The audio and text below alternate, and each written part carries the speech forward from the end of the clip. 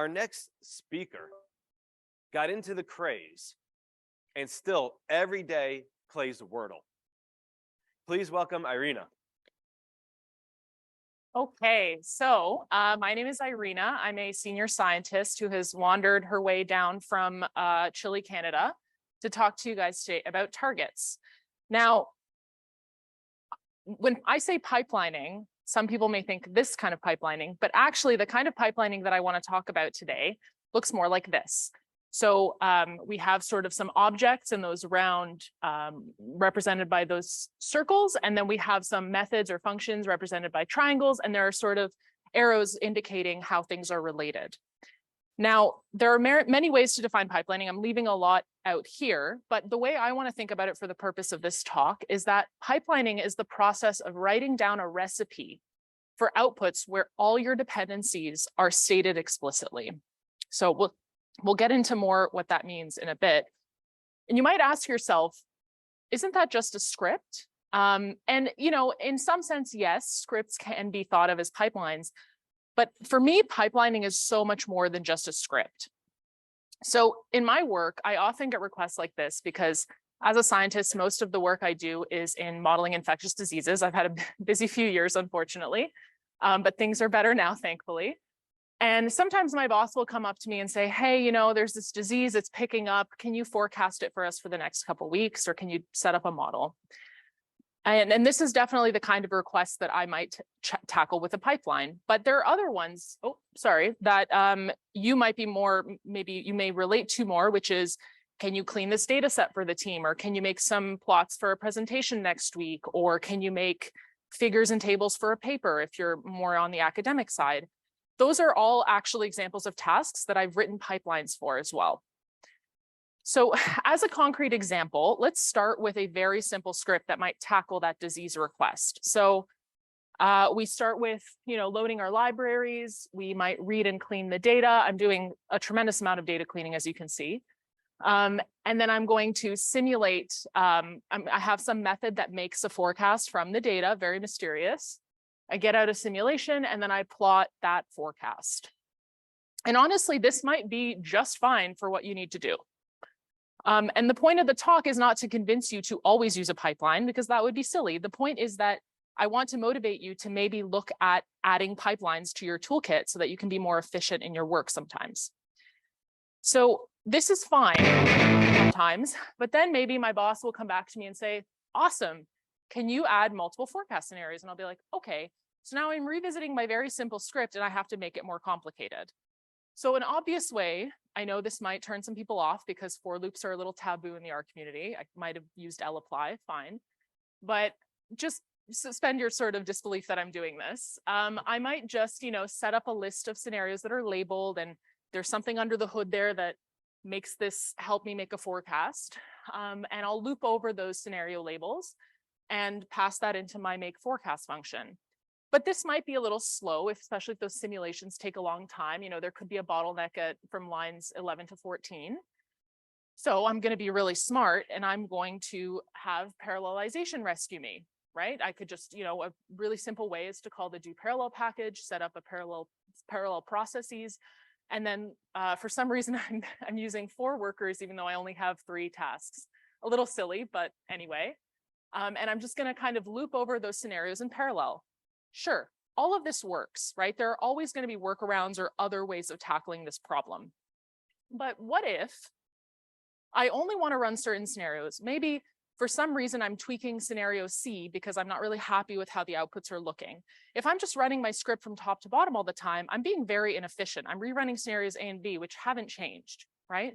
So from a computer standpoint and from my time standpoint, that's not really a good use of it. What if I'm running into errors for one scenario? Maybe it's not that I'm trying to improve upon the results for scenario C, but I'm literally running into bugs. I'm not going to want to, again, run from top to bottom. Or I step away from a meeting and I have a notoriously poor memory. That's what my friends say, but I like to say that I don't want to remember things I don't have to remember, or I can write down. Maybe I step away from a meeting and I come back to my computer and I think, wait, which one was I working on? Which results are up to date? What's going on here?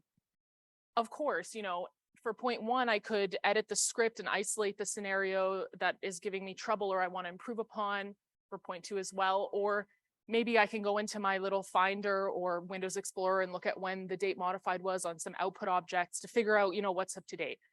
But the point is, that's a lot to manage. I don't want to be sitting there juggling things that I don't have to juggle, that someone who's way smarter than me has written a package for. And also, I will mention targets, which I'll get to, is not the only pipelining tool. This is a very common concept in data science. There's so many tools out there. But a lot of smart people have put work into this, so I don't have to be sitting there finagling with my script. So that's where targets comes in. So this is ripped straight from the user manual, which was my top read of 2022. I love that book. The targets package is a make-like pipeline tool for statistics and data science in R. I actually work with dynamical systems models a lot. I mean, not just, I do some stats stuff as well in data science. So I would argue it's really a great a great pipeline tool for any tasks that you can do in R that makes sense to do in R. For people who know what make is, you may have been sitting there on a loop in your head, like just use make, what are you doing, right, with your script? And my answer to that is I don't want to. I've used make before. I actually really like make, but I used it more in my past life as an academic as opposed to now as a government scientist. Because in government and sometimes in other corporate settings, lockdown settings, an R package can actually be a lot easier to install and also to share with your colleagues, thanks to things like REnv. So sometimes an R package staying within the R ecosystem is really the way to go. There are workarounds for this. You could set up a Docker image, and get your colleagues on board with like command line tools and other things beyond R, but you don't always have to bring a gun to a knife fight if you don't have to. So let's go back into our little script that we had before that was just fine. And let's just look at this line here. I'm going to translate that to a target in my pipeline. So a target is something that the pipeline makes. Now, I'm going to use the targets syntax. It's quite simple, actually. So we have to specify the name of the target, which corresponds to the left-hand side from our script in that assignment. I use an equals. I know it throws some people off, but it's the same as the arrow assignment, right? And then we have the recipe for the target, which is the right-hand side of the equal sign. And it's just wrapped in this tar target statement. That's all. It's really very similar to writing up a script, or rather an element of a script. But you can't define targets everywhere. You can't just put them anywhere. They have to be in a _targets file, which is a special file that defines your pipeline. Thankfully, it's really easy to set this up. There are some necessary elements. So the developer of targets has given us a nice little utility. You call the library and then you call use targets and it makes that file in the main directory of your project. So you can just go in there. It's got a bunch of boilerplate. You can tweak it as you need and go on. So from that, I can make this pipeline. So this is now a _targets.r file that defines my pipeline. And there's two main elements.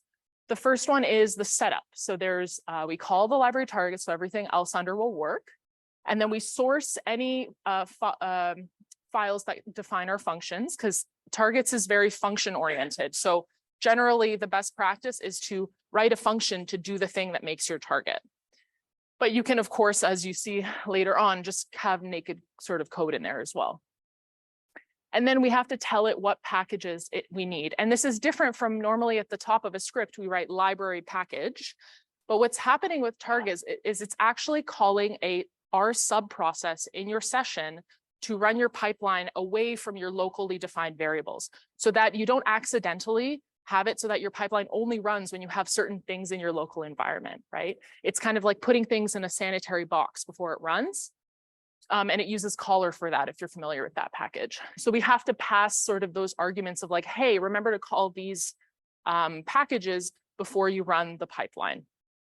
And then the pipeline, which I know I've made sound really, really like big and cool. It's literally just a list. It's a list of targets, great, simple. And you can see I've included the three elements of our original script. I have reading and cleaning data. I have a target for the simulation, and I have a target for the plot. And so why have I bothered to do this? It looks just like a script almost with a little bit of weird syntax. Well, there's a bit of a free lunch. Now that you're using this package, you've sunk time into it. not fully free, but there's some sort of free things you get out of it. It's really easy to make stuff. So once I have my target names, I can call tar make on a target name, and I will get this in the console. It'll tell me I'm starting the target data, I've built it, this is how long it took it, and so on. And then at the end, how long did my pipeline take? So you actually have some built-in profiling. If you're getting bottlenecks in your code, you can immediately see which targets are taking longer than others. It's also easy to pull stuff out. Once those targets have been made, you can read them in your interactive session or into a Quarto doc or R Markdown or whatever, and just pull them up. And you're getting the object back. So if this is a ggplot, you can then add to it. You can add theming, you can add elements, you can do other things. So that's really nice because it doesn't require you to go back into your script and find, oh, okay, I have to run this thing to get this into my local environment. It's all taken care of for you, so you don't have to do that finagling. Or you can use tar load, which will literally load the target into your local environment under the same name as the target. So pulling this command will load an object called plot with my plot into my local environment. It's really easy to visualize the pipeline. I love this because with a script, you have to kind of read it and sketch it out yourself if you're not sure how things interact, which if you're working with others and they've maybe started a process, they've started some analysis, they might have to sit down and explain to you how the pieces interact. With this command, tar viz network, it basically just lays it all out for you. So we have our three objects, data, sim, and plot, and then we have our two methods. And while I don't know that this will work, this is actually interactive. So I don't know why in these slides it's not good, but in the RStudio viewer or other options, you can actually drag these targets around and the arrows move. So you can kind of see, right now it's hard to see, but plot forecast, the arrow for it actually goes through here to plot. So it's kind of overlaid. It doesn't actually, sim doesn't depend on it. There's no arrow here, but anyway, you can kind of play around with it. And I'll point out this legend here, which is that this dark forest green means that the targets are up to date. So I actually wrote a pipeline in the background in these slides and I ran it and it actually made all of those targets. So now it's telling me everything's up to date. So nothing's changed. And what I can do is I could maybe modify a function. So it's not just watching the objects, it's watching all the dependencies, including your user-defined functions. So if I change how I'm plotting, maybe I change a point color or something, and then I run viz network, targets will detect that change and it will tell me, hey, you updated your plot method. So actually the dependent or the downstream target plot is now out of date. So if I were to run tar make again, it's not going to make data, it's not going to make sim because those are up to date, but it will rebuild plot. So it's skipping the stuff that it already has made and is up to date, which can save a lot of time. Basically, it's only making what we need. And there's much, much more, which I'll have to glaze over here because we don't have time to get into it. But branching is really easy. So if I have sections of my pipeline, like my forecast simulation that I want to repeat for different scenarios, it's like a couple extra lines in your pipeline to set up, and then you're good to go. And with that, going hand in hand is distributed computing. There's a really nice new package called Crew, written by the same developer, that it used to be with parallelization used to be done with other packages. But there's now a sort of targets almost optimized parallelization package, which is really, really nice. And it literally, you can parallelize your pipeline with one line of code now. And then there's the target types package. So you can imagine someone who's written a package about pipelining, you're doing a lot of the same kinds of tasks, like maybe reading files or something. It can be really useful to have shorthand sort of targets for more complicated things, for common tasks in data science. So that's another package. Now, I've been using this package for a little over a year, and I'm completely self-taught in it. So I've made some mistakes, and I just want to share some things with you that if you're going to start to use this package may be useful to you. Not everything has to be a target. It's very tempting to kind of piece out every little thing and add it in your pipeline, especially when you're building a big, complicated one. But there's a bit of an art. I think the key is to start with broad strokes and then drill down into smaller pieces as you need them. Larger targets, when they're skipped, will give you bigger speed ups. So that's an advantage. But smaller targets mean that you have more control over what is skipped and what isn't. So there's you have to kind of ask yourself a few questions, mainly, might this target get updated independently of other targets? If so, you might want to split it out. Or is this something I'll want to look at, like get my hands on down the line? You might want to split it out as well. Don't be afraid to run the pipeline. So this is kind of a, I don't know if anyone here has had this experience, but when I started coding, I was always afraid of errors because they're scary and they're red and what's going on, right? But I actually have learned to embrace errors. And similarly, in pipelining, you will get errors when you're developing pipelines. And I would always be afraid of running the pipeline because I didn't want to run into errors and I don't really understand this tool and what's going on. But it's actually not too hard to debug. So for instance, when you run a pipeline, if you run into an error, targets will spit out the last error that it'll give you some context. It'll say, hey, this target sim errored. Here is the last error. And you can actually look at previous errors as well. There's some guidance there. And I'll point out that actually there is a really good debugging guide online. Your temptation may be to, well, remember my sim object was created with, I had some data going into a function called make forecast. So you might be tempted to source the function, wrap it in a debug statement, or maybe insert a browser statement in there, however you like to debug, load the data, and then actually run the function in your local session. Don't do that. It's inefficient. It works. I did it for a while, but it's once you have functions that take many, many targets as arguments, it becomes unwieldy to do this. So instead, a really nice trick is to insert a browser statement into your function, make forecast, let's say. You don't have to resource it. The pipeline will take care of that for you. And then when you run the target sim, you just insert this argument that's caller function equals null, which tells targets don't use a caller wrapper, just run it in my local session. And then you'll have access to the browser output. Because when you run, if you were to try to debug the function or have a browser in there and just run like normal, the caller subprocess won't let you get in there. Like you can't get in there to browse and look around your function. So that's a nice little trick that has saved me a lot of time. Another one is be explicit. So this is an example of a bad target, because if I am expecting my case counts data set to update, I have not told targets to watch that. I've baked in that file path into a target. So if I update the case counts, data will still look like it's up to date because it's not clear that there's a dependency on that file.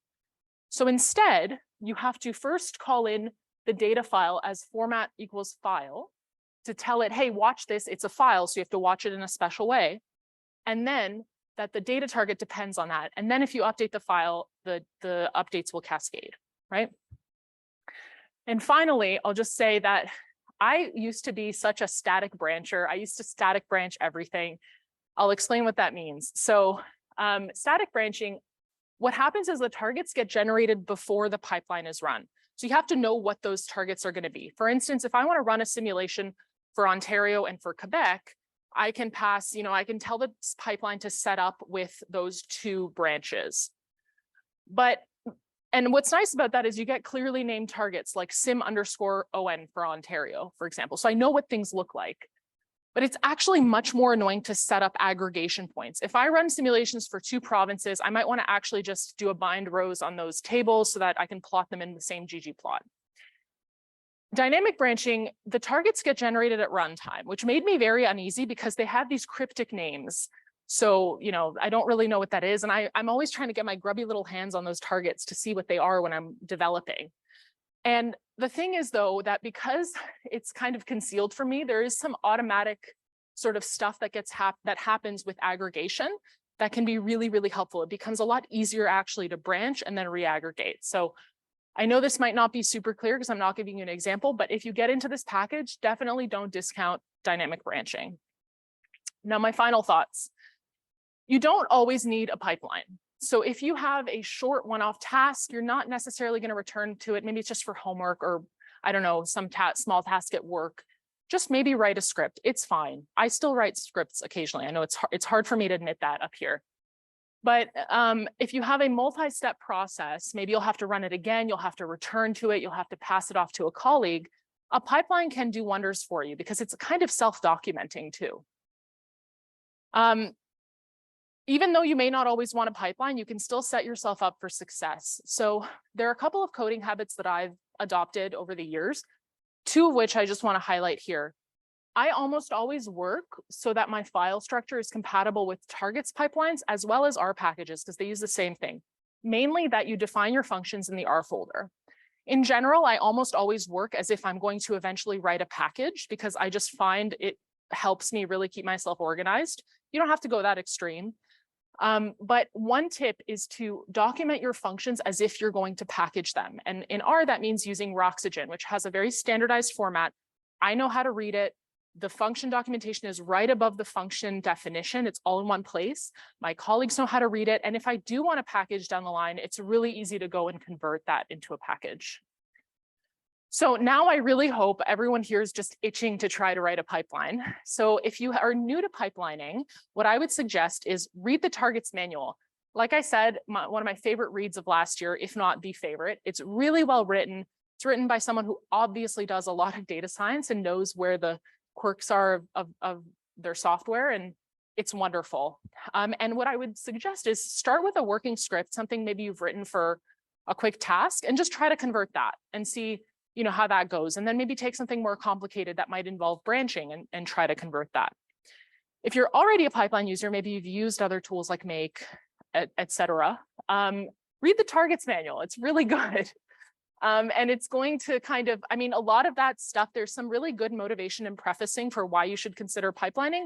That might not be new to you, but if you're trying to get a colleague into pipelining that's never done it before, great gateway. And definitely check out branching, crew, and target types, which are a bit more advanced use cases, have a bit more advanced use cases. So thank you. I'll mention that my slides are available online here, and there are some links and Easter eggs in the notes if you do want to refer back to it while you're learning targets later today, I hope. So thank you.